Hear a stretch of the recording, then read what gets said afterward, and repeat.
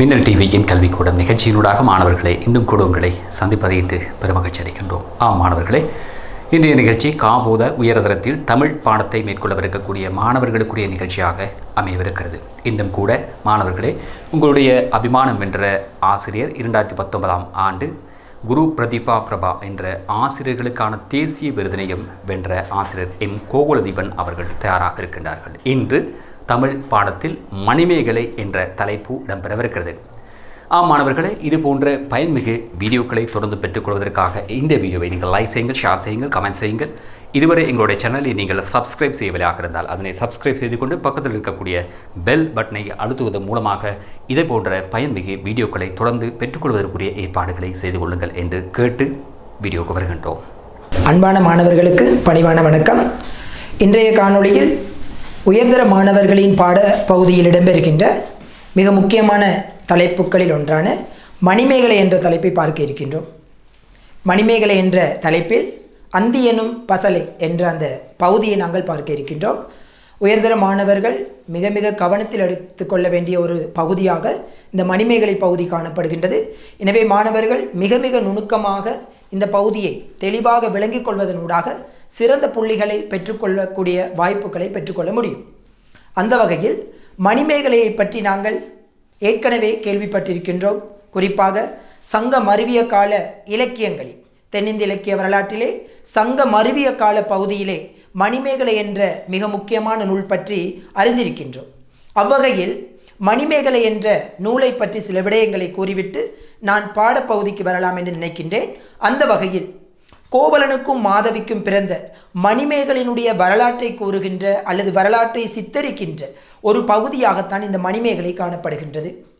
மணிமேகலை என்ற இந்த மாபெரும் இலக்கியம் குறிப்பாக சங்க மருவிய காலத்திலே தோற்றம் பெற்ற இரட்டை காப்பியங்களுள் ஒன்றாக சித்தரிக்கப்படுகின்றது. இரட்டை காப்பியம் என்று நாங்கள் சொல்லும்போது ஒன்று சிலப்பதிகாரம், மற்றொன்று மணிமேகலை. அந்த சிலப்பதிகாரமும் மணிமேகலையும் இரட்டை காப்பியம், ஒன்றிலிருந்து ஒன்றை வேறுபடுத்த முடியாத அளவுக்கு இணைந்த காப்பியங்களாக இந்த இரட்டை காப்பியங்கள் திகழ்கின்றன.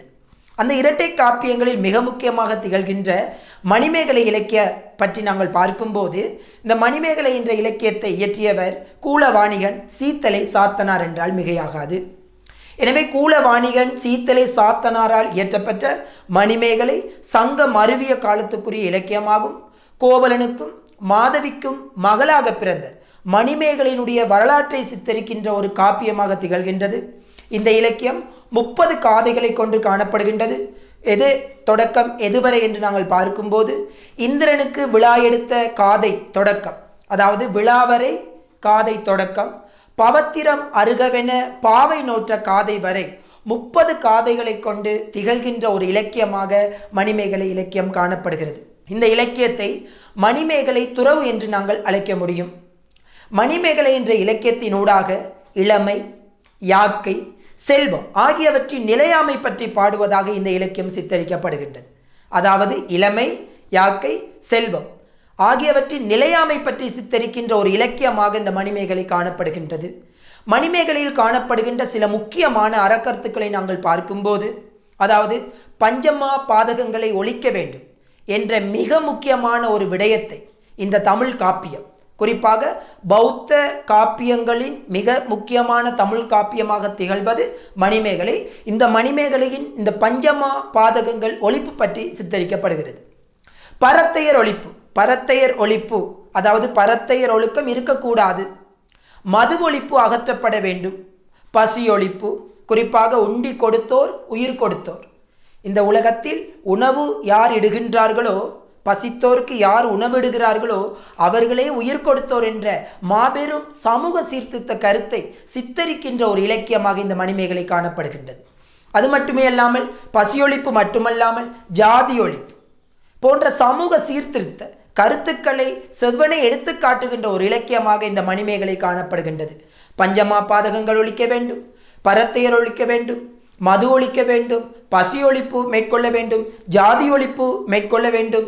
இவ்வாறான தன்மைகளை, சமூக சீர்திருத்த கருத்துக்களை எடுத்து காட்டுகின்ற ஒரு இலக்கியமாக இந்த மணிமேகலை காணப்படுகின்றது. பசிப்பினி நீக்கி துறவு வாழ்க்கையை மேற்கொண்ட மணிமேகலை மிக சிறந்த துறவு நெறியில் ஒழுகிய ஒரு பெண்ணாக காணப்படுகின்றார்.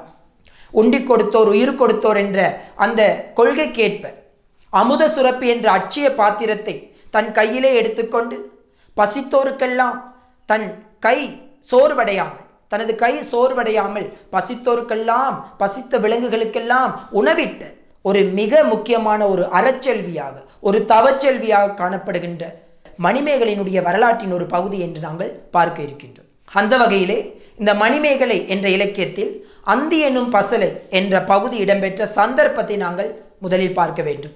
அந்த வகையில் சந்தர்ப்பத்தை நாங்கள் பார்க்கும்போது கோவலன் பாண்டிய மன்னனால் கொலை செய்யப்பட்ட விடயத்தை அறிந்த மாதவி உலக வாழ்க்கையை வெறுக்கின்றார், துறவு வாழ்க்கையை மேற்கொள்கின்றார்.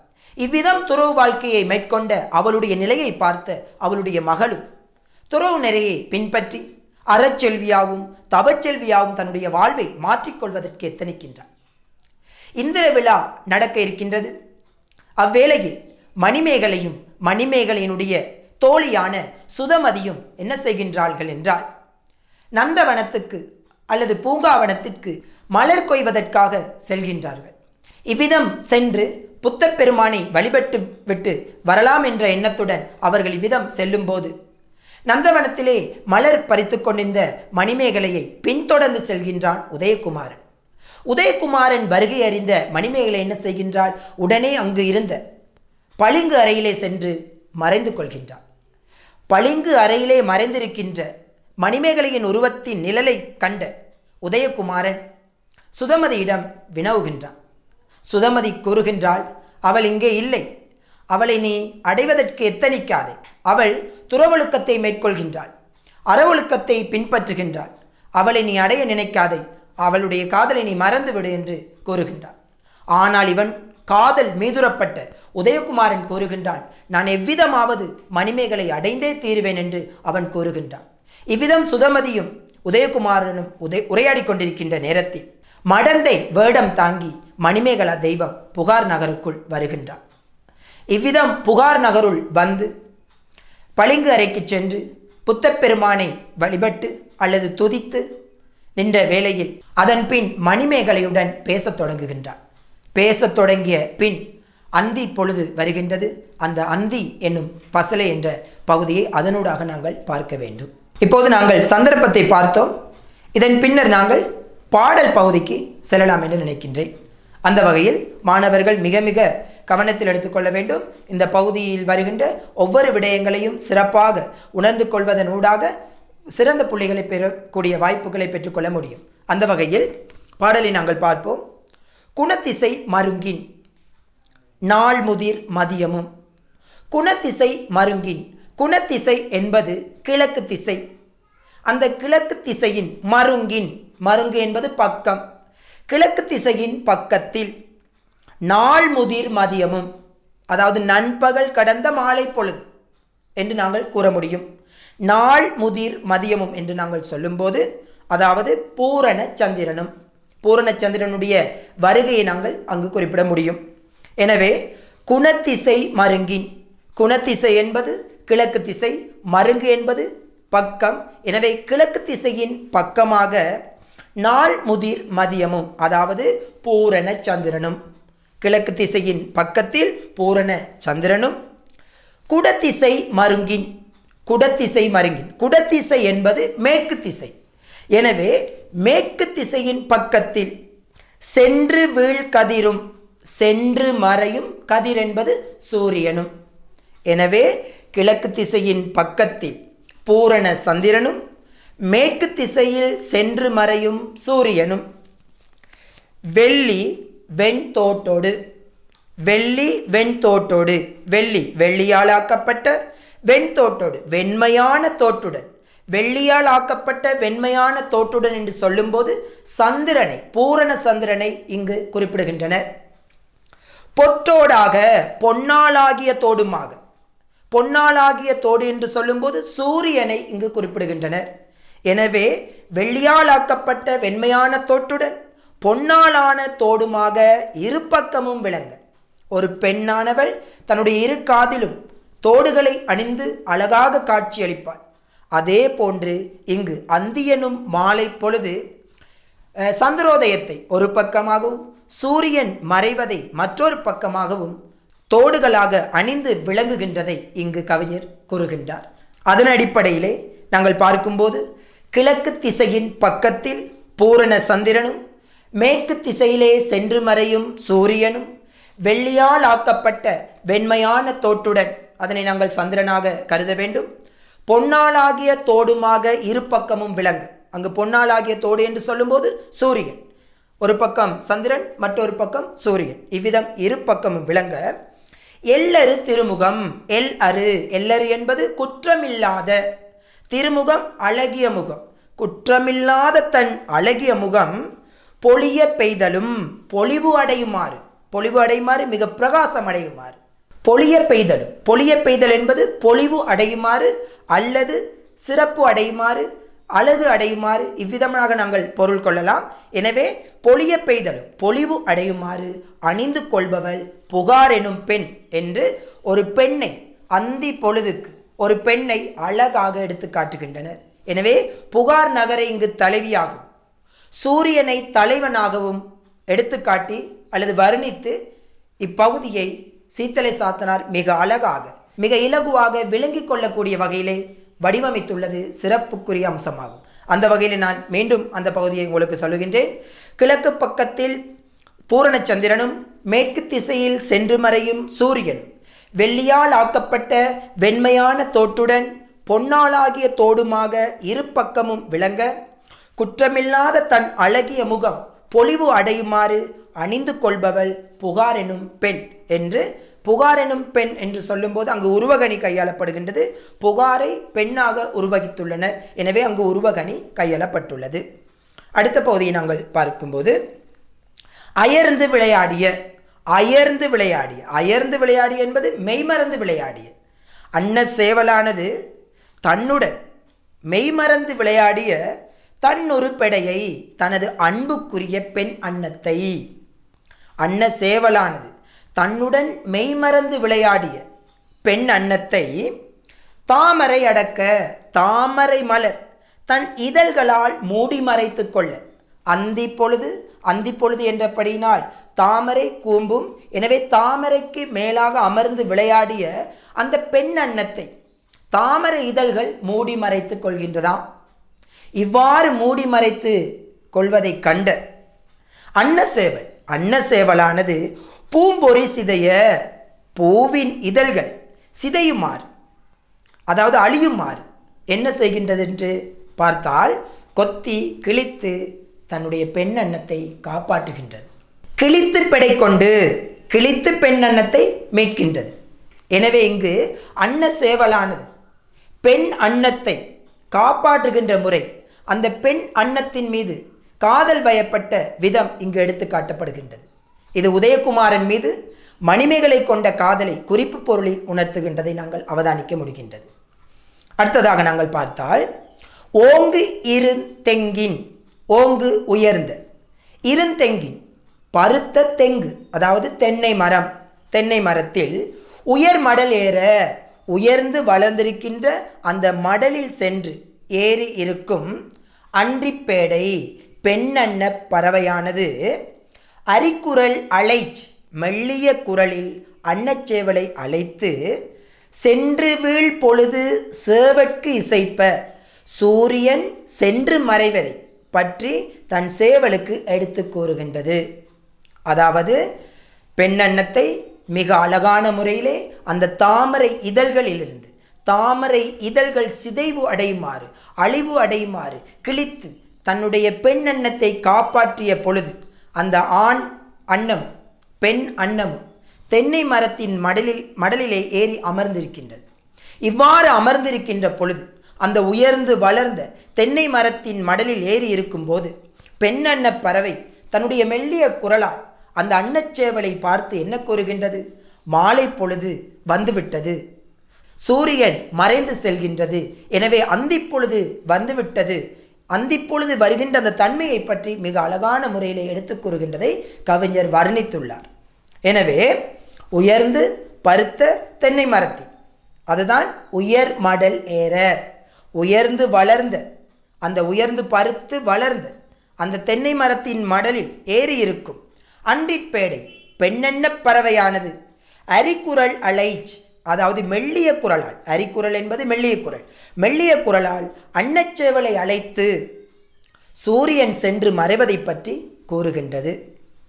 எனவே நாங்கள் முதலாவதாக பார்த்தோம், கிழக்கு திசையின் பக்கத்தில் பூரண சந்திரனும் மேற்கு திசையில் சென்று மறைகின்ற சூரியனும் வெள்ளியால் ஆக்கப்பட்ட வெண்மையான தோட்டுடன் பொன்னாலான தோடுமாக இரு பக்கமும் விளங்க குற்றமில்லாத தன் அழகிய முகம் பொலிவு அடையுமாறு புகார் எனும் பெண் மிக சிறப்பாக அழகாக இந்த தோட்டினை அணிந்து சிறப்பாக விளங்குகின்றாள் என்பதை நாங்கள் முதலாக பார்த்தோம். அடுத்ததாக அன்னச்சேவலானது, அதாவது ஆணன்னச்சேவலுடன் அல்லது அன்னச்சேவல் என்று நாங்கள் சொல்லலாம். அன்னச்சேவலானது தன்னுடன் மெய்மறந்து விளையாடிய அன்புக்குரிய தன் பெண் அன்னத்தை தாமரை மலர் தன் இதழ்களால் மூடி மறைத்து கொள்ளவும் அதை கண்ட அந்த அன்னச்சேவல் என்ன செய்தது? பூவின் இதழ்கள் சிதைவு அடையுமாறு கிழித்து பெண் அன்னத்தை காப்பாற்றியது. இவ்வாறு காப்பாற்றிய பின் ஓங்கு இருந்தெங்கி, அதாவது உயர்ந்து பருத்து வளர்ந்த அந்த தென்னை மரத்தின் மடலிலே ஏறி அமர்ந்து இருக்கும்போது, அந்த ஜோடியாக இருக்கும்போது பெண் அன்ன பறவையானது தன்னுடைய ஆணன்ன பறவையை பார்த்து மெல்லிய குரலில் என்ன கூறுகிறது? சூரியன் சென்று மறைவதை பற்றி மிக அழகாக கூறுகின்றது. எனவே இயற்கை வர்ணனையுடன் கூலவாணிகன் சீத்தலை சாத்தனார் மிக அழகாக எடுத்து காட்டியுள்ளார். அடுத்த விடயத்தை நாங்கள் பார்க்கும்போது பவள செங்கால், பவள செங்கால் பவளம் போன்ற செங்கால் சிவந்த கால்களை உடைய பறவை காணத்து, பறவை காணத்து அன்னப்பறவைகள் நிறைந்த சோலையில் உள்ள குவளை மேய்ந்த, குவளை மலர்கள் மேய்ந்த பவள செங்கால் பறவை காணத்து குவளை மேய்ந்த என்ற அந்த அடியினுடைய பொருளை நாங்கள் பார்க்கும்போது பவள செங்கால் பவளம் போன்ற சிவந்த கால்களை உடைய பறவை காணத்து அன்னப்பறவைகள் நிறைந்த காணத்து, காணம் என்றால் சோலையில் உள்ள குவளை மேய்ந்த, குவளை மலர்களை மேய்ந்த, குவளை மலர்களை நன்றாக சாப்பிட்ட குடக்கண் சேதா, குடக்கண் திரண்ட அல்லது திரட்சியான கண்களை உடைய சிவந்த பசுக்கள், அந்த குவளை மலர்களை சாப்பிட்டு சாப்பிட்டு நல்ல திரட்சியான கண்களை உடைய அந்த சிவந்த பசுக்களின் முளைப்பொழில் தீம்பால், மடியிலிருந்து பொழிகின்ற தீம்பால், இனிமையான அந்த பாலானது எழுதுகள் அவிப்ப கண்டு நினைக்குரல் மன்று வழிபடர, அதாவது மடியிலிருந்து பொழிகின்ற அந்த பாலானது தன் கன்றுகளை நினைத்து அந்த பசுக்கள் வேகமாக செல்லும் பொழுது மேலே எழுகின்ற புழுதியை அடக்கி செல்கின்றது அந்த பசுவினுடைய பால். எனவே பசு பாலை பொழிகின்றது, தன் கன்று அங்கிருந்து குரல் எழுப்புகின்றது, குரலை கேட்டு பசுக்கள் வேகமாக செல்கின்றன. இவ்விதம் செல்லும் போது அந்த பசுக்கள் மடியிலிருந்து கொட்டுகின்ற அந்த பால் வேகமாக செல்லும் போது புழுதி மேலே எழும். இவ்வாறு மேலே எழுகின்ற புழுதியை அடக்குகின்றது எது? அந்த பசுவினுடைய பால். எனவே பசுவானது அந்த நிறைய சென்று கொண்டிருக்கின்ற நிறைய பசுக்கள் என்ன செய்கின்றன? தன்னுடைய பாலால் புழுதியை அடக்கி செல்கின்றன. எனவே அங்கு நாட்டு வளம் மிக சிறப்பாக எடுத்து காட்டப்படுகிறது. அதாவது பசுவினூடாக பால் வளம் பெருகி காணப்படுகின்றது. எனவே அது நாட்டு வளமாக நாங்கள் கவனத்தில் எடுத்துக்கொள்ள வேண்டும். எனவே அன்னப்பறவைகள் நிறைந்த சோலையில் உள்ள குவளை மலர்களை உண்ட திரட்சியான கண்களுடைய அந்த சிவந்த பசுக்களின் முளையிலிருந்து பொழிகின்ற இனிமையான பாலானது அந்த பசுக்கள் விரைந்து செல்வதால் நிலத்திலிருந்து மேலே எழும்புகின்ற புழுதியை அடக்க என்ன செய்கின்றது? பாலை பொழிந்து செல்கின்றது. கன்று நினைக்குரல், தன் கன்றுகளை நினைத்து குரல் எழுப்பிக் கொண்டு மன்று வழிபடர தொழுவம் நோக்கி செல்ல தொடங்கும். அதாவது பசுக்களானது அந்தி பொழுதில் தன்னுடைய இருப்பிடத்தை நோக்கி செல்லுகின்ற அந்த தன்மையை இந்த வரியினூடாக கவிஞர் கூற வருகின்றார். எனவே குறிப்பாக நாங்கள் இந்த பகுதியை நாங்கள் பார்க்கும்போது திரண்ட கண்களை உடைய அந்த பசுக்கள், அதுக்கு திரண்ட கண்கள் வருவதற்கு காரணம் குவளை மலர்களை உண்டதனால். எனவே குவளை மலர்களை உண்ட திரண்ட கண்களை உடைய அந்த பசுக்களின் மடியிலிருந்து பொழிகின்ற இனிமையான பாலானது விரைந்து செல்லுகின்ற அந்த பசுக்களின் கால்களிலிருந்து மேலே எழும்புகின்ற புழுதியை அடக்க பயன்படுகிறதாக கூறப்படுகின்றது. அடுத்ததாக கன்றுகளை நினைத்து கொண்டு குரல் எழுப்பிக் கொண்டு தொழுவம் நோக்கி விரைந்து செல்லத் தொடங்குவதாக குறிப்பிடுகின்றார். எனவே இந்த பகுதியினூடாக அந்தி பொழுது சிறப்பு எடுத்து காட்டப்படுகிறது. குறிப்பாக தாமரை மலர் குவிகின்ற தன்மை, பசு தன் இருப்பிடத்தை நோக்கி செல்லுகின்ற தன்மை போன்ற இயற்கை அம்சங்களினூடாக, போன்ற இயற்கை காட்சிகளினூடாக அந்தி பொழுதை சித்தரிக்கின்றார் கவிஞர். அடுத்த பகுதியை நாங்கள் பார்ப்போம். அடுத்த பகுதியினூடாக அந்தணர் அந்தி செந்திப்பென. அந்தணர் அந்தி, அதாவது மாலை நேர வழிபாட்டுக்கு அந்தணர்கள் அந்தி பொழுதில் செந்திப்பேனர் யாகத்துக்குரிய தீயை வளர்க்க தொடங்கினர். அந்தி பொழுதிலே அந்தணர்கள் யாகத்துக்குரிய தீயை வளர்க்க தொடங்கினர். பைந்தொடி மகளிர் பலர், பைந்தொடி பசுமையான வளையலை அணிந்த பெண்கள் என்ன செய்கின்றனர்? விளக்கு எடுப்ப மனைகளில் விளக்குகளை ஏற்றி வைக்க தொடங்கினர். யாழோர் மறுத்தது, யாழிசைக்கும் பாணர்கள் யாழின் நரம்புகளை இன்னரம் புலர வருடி இனிதான மருதப்பண்ணினை இசைக்க தொடங்குகின்றனர். கோவலர் குழல் மேல், கோவலர் என்பது இடையர்கள் என்ன செய்கின்றார்கள்? குழல் மேல், குழல் என்பது புல்லாங்குழல், புல்லாங்குழலில் முல்லை கொள்ள முல்லை பண்ணினை இசைக்கத் தொடங்கினர். இவ்விதம் அந்தி பொழுதில் இவ்விதமான பண்களை இசைக்கத் தொடங்குவது மட்டுமே அல்லாமல் அமரகம் அருங்கின், அமர்க்களம் என்பது போர்க்களம், அமரகம் அருங்கின் போர்க்களத்தில் கணவனை இழந்து தன் கணவனை இழந்தவளாகி தமரகம் புகும், அதாவது கணவனை இழந்து தன்னுடைய தமரகம் என்பது தமர் என்பது உறவினர். எனவே தமரகம் என்பது தன்னுடைய உறவினர் அல்லது சுற்றத்தினருடைய வீட்டுக்கு செல்லும் ஒரு மகள் போல, ஒரு பெண்ணை போல போர்க்களத்தில் தன் கணவனை இழந்து தன்னந்தனியாக இருக்கின்ற போது சுற்றத்தவருடைய வீட்டை நோக்கி செல்கின்ற பெண்ணை போல கதிராற்றும் படுத்த கதிரவனாகிய சூரியன் மறைந்து செல்ல முதிரா துன்பமோடு, அதாவது நீங்காத துன்ப நினைவுகளுடன் அந்தி பசலை மெய்யொட்டி அந்தி பொழுது அந்த அந்தியாகிய பெண் கணவனின் பிரிவால் உடல் பொலிவிழந்து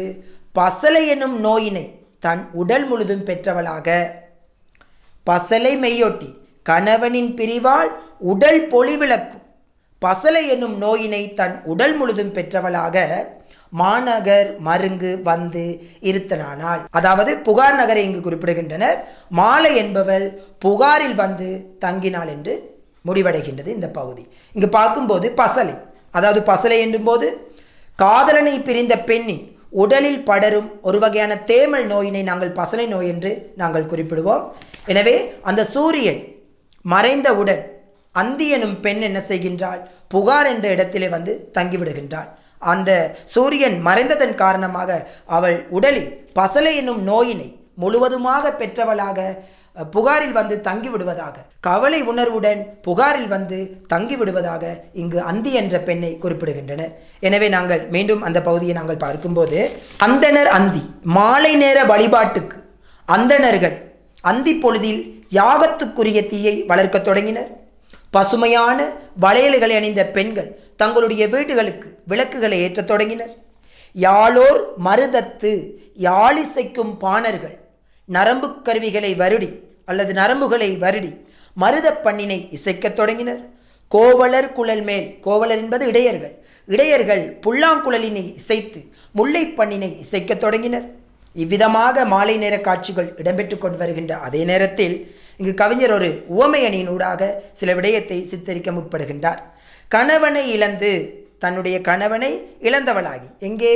அமரக மருங்கின் கணவனை இழந்து, போர்க்களத்தில் தன்னுடைய கணவனை இழந்து தமரகம் புகும், அதாவது தன்னுடைய உறவினர் வீட்டுக்கு செல்லும் ஒரு பெண்ணை போல கணவனை இழந்தால் மிக சோகத்துடன் தன்னுடைய உறவினர் வீட்டுக்கு செல்கின்ற ஒரு பெண்ணை போல சூரியன் மறைந்து சென்றதால், சூரியனாகி அந்த காதலன் மறைந்து சென்றதால் அந்தி என்ற பெண் கவலை உணர்வுடன் பசலை என்ற நோயை தன் உடல் முழுதும் பெற்றவளாக புகாரில் வந்து தங்கிவிடுகின்றாள் என்று கூறுகின்றனர். எனவே சூரியன் இங்கு தலைவனாக, புகார் என்ற பெண் தலைவியாக சித்தரிக்கப்படுகின்றாள். சூரியன் மறைவை கண்டு புகார் என்ற அந்த பெண் என்ன செய்கின்றாள்? கவலை அடைகின்றாள். அந்த கவலை அடைகின்ற தன்மையை மிக அழகாக சித்தரிக்கின்றனர். எனவே அந்தி எனும் பசலை என்ற அந்த தலைப்பின் பொருத்தப்பாட்டை இங்கு நாங்கள் பார்க்கக்கூடியதாக இருக்கின்றது. எனவே நாங்கள் இந்த பாடல் பகுதியை பார்த்தோம். மீண்டும் ஒரு முறை அதை அழகாக கூறுகின்றேன். அதனுடைய அணியினையும் நான் கூறுகின்றேன். அதை நீங்கள் தெளிவாக பார்த்து கொள்ளுங்கள். கிழக்கு திசையின் பக்கத்தில் பூரண சந்திரனும், மேற்கு திசையில் சென்று மறையும் சூரியனும், வெள்ளியாளான ஆக்கப்பட்ட வெண்மையான தோட்டுடன் பொன்னாலான தோடுமாக இரு பக்கமும் விளங்க குற்றமில்லாத தன் அழகிய முகம் பொலிவு அடையுமாறு அணிந்து கொள்பவள் புகார் எனும் பெண் என்ற அந்த பகுதியை நாங்கள் பார்க்கும்போது அதில் உவமை அணி கையாளப்பட்டுள்ளது. உவமானத்தை நாங்கள் பார்க்கும்போது வெள்ளி வெண்தோடு அது உவமானம், உவமேயம் பூரண சந்திரன், பொதுத்தன்மை வெண்மை. அடுத்ததாக பொன்தோடு உவமானமாகவும் மறையும் சூரியன் உவமேயமாகவும் ஒளி பொதுத்தன்மையாகவும் காணப்படுகின்றது. மீண்டும் ஒரு முறை உவமையை கூறுகின்றேன். அதாவது வெள்ளி வெண்தோடு என்று சொல்லும்போது அங்கு உவமானம், பூரணச்சந்திரன் உவமேயம், வெண்மை பொதுத்தன்மையாக கருதப்படுகிறது. அடுத்ததாக பொன்தோடு என்று நாங்கள் பார்க்கும்போது பொன்தோடு உவமானம், மறைகின்ற சூரியன் உவமேயம், ஒளி பொதுத்தன்மையாக காணப்படுகின்றது. எனவே இங்கு சந்திரோதயத்தை குறிப்பிடுகின்ற அதே நேரத்தில் சூரியன் மறைகின்ற தன்மையை குறிப்பிடுகின்றனர். அந்தி எனும் பெண் சந்திரனை ஒரு பக்கமாகவும் சூரியனை மற்றொரு பக்கமாகவும் தோடாக அணிந்திருக்கின்றாள் என்று சூரியனும் சந்திரனும் இயற்கையாகவே இரவு பகல் மாறி மாறி வருகின்றது நாங்கள் அறிந்த உண்மை. எனவே இங்கு தற்குறிப்பேற்றணி பயன்படுத்தப்பட்டுள்ளதை நாங்கள் அவதானிக்கக்கூடியதாக இருக்கின்றது. அடுத்த பகுதியை நாங்கள் பார்க்கும்போது அதாவது அன்ன சேவலானது தன்னுடன் மெய்மறந்து விளையாடிய அன்புக்குரிய தன்னுடைய பெண்ணன்னத்தை தாமரை தன்னுடைய இதழ்களால் மூடி மறைத்து கொள்ள அவ்வாறு மூடி மறைத்து கொள்வதை கண்ட அன்ன சேவலானது பூவின் இதழ்கள் சிதைவு அடையுமாறு கிழித்து அந்த பெண்ணன்னத்தை காப்பாற்றி உயர்ந்து வளர்ந்த பருத்த தென்னை மரத்தினுடைய மடலில் ஏறி அமர்ந்திருக்கின்றது. இவ்வாறு அமர்ந்திருக்கும் போது அந்த பெண் அன்னமானது ஆண் அன்னத்தை பார்த்து என்ன கூறுகின்றது? அந்தி பொழுது வருகின்ற தன்மையை கூறுகின்றது. எவ்விதம் கூறுகின்றது என்றால் சூரியன் மறைந்து செல்வதை குறிப்பிடுகின்றது. எனவே இங்கு இயற்கை வர்ணனை மிக அழகாக கையாளப்பட்டுள்ளது. குறிப்பாக மாலை நேரம் என்றாலே தாமரை மலர்கள் கூம்புவது இயல்பு. எனவே மாலை நேரத்திலே அந்த தாமரையில் ஏறி அமர்ந்து விளையாடி கொண்டிருந்த அந்த பெண் அன்னத்தை என்ன செய்கின்றது? தாமரை இதழ்கள் மூடிக்கொள்கின்றது. எனவே அழகான இயற்கை வர்ணனை நூடாக இந்த பகுதியை நகர்த்தி செல்கின்றார் கவிஞர். எனவே இயற்கை வர்ணனையை இங்கு மாணவர்கள் நினைவில் எடுத்துக்கொள்ள வேண்டும். அடுத்ததாக பவளம் போன்ற சிவந்த கால்களை உடைய அன்னப்பறவைகள் நிறைந்த அந்த சோலையில் குவளை மலர்களை உண்டதன் காரணமாக திரட்சியான கண்களை உடைய அந்த சிவந்த பசுக்களின் மடியிலிருந்து இனிமையான பால் பெருக்கெடுக்கின்றது. அவ்வாறு பால் பெருக்கெடுக்கும் போது தன் கன்று குட்டிகளை நினைத்து பசுக்கள் விரைவாக செல்கின்றது. இவ்விதம் விரைவாக செல்லும் போது அந்த பசுக்களின் கால்களிலிருந்து மேலே எழுப்புகின்ற புழுதிகளை அந்த பசுவினுடைய பால் அடக்குகின்றது. இவ்விதம் அடக்கி கொண்டிருக்கின்ற சந்தர்ப்பத்தில் கன்றுகளை நினைத்து குரல் எழுப்பிக் கொண்டு தொழுவம் நோக்கி செல்லத் தொடங்குகிறது. எனவே அந்தி பொழுதில் தாமரை கூம்பும் பசுக்கள் தன் இருப்பிடங்களை நோக்கி செல்லும் போன்ற இயற்கை அம்சங்களை கவிஞர் இங்கு சித்தரிக்கின்றார். அடுத்ததாக மீண்டும் அந்தி பொழுதை மிக அழகாக கூறுகின்றார். எவ்விதம் என்றால் மாலை நேர வழிபாட்டுக்கு அந்தணர்கள் என்ன செய்கின்றார்கள்? யாகத்துக்குரிய செந்தீயை வளர்க்க தொடங்குகின்றார்கள். அடுத்ததாக பசுமையான வளையல்களை அணிந்த பெண்கள் விளக்குகளை ஏற்றுகின்றார்கள் தன்னுடைய வீடுகளில். யாழிசைக்கும் பாணர்கள் யாழின் நரம்புகளை வருடி இனிதான மருத பண்ணினை இசைக்க தொடங்குகின்றனர். இவர்கள் இவ்விதம் இசைக்க இடையர்கள் புல்லாங்குழலில் என்ன செய்கின்றார்கள்? முல்லை பண்ணினை இசைக்க தொடங்குகின்றார்கள். அடுத்ததாக போர்க்களத்திலே தன்னுடைய கணவனை இழந்தவளாகி தன் சுற்றத்தவருடைய வீட்டை நோக்கி செல்கின்ற ஒரு பெண்ணை போல தன் காதலனாகிய சூரியன் மறைந்து செல்கின்றான். இவ்விதம் மறைந்து செல்லும் போது அந்த அந்தி எனும் பெண்ணினுடைய உடலில் பசலை எனும் நோய் படர்கிறது. காதலனை பிரிந்ததன் காரணமாக பசலை என்னும் நோய் தன்னுடைய உடல் முழுதும் படர்கிறது. இவ்விதமாக படரும் போது அந்தி எனும் பெண் புகார் நகரில் சென்று தங்குகிறாள் என்று நிறைவடைகிறது.